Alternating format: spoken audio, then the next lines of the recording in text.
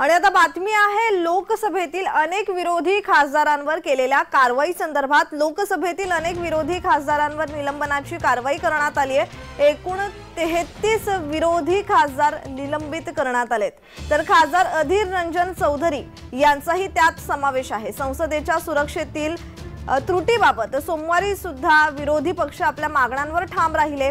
यावरून लोकसभा आणि राज्यसभेत प्रचंड गदारोळ झाला आणि दरम्यान लोकसभा अध्यक्षांनी काँग्रेस नेते अधीर रंजन चौधरी यांच्यासह अनेक विरोधी खासदारांना संपूर्ण हिवाळी अधिवेशनासाठी लोकसभेतून निलंबित केलंय।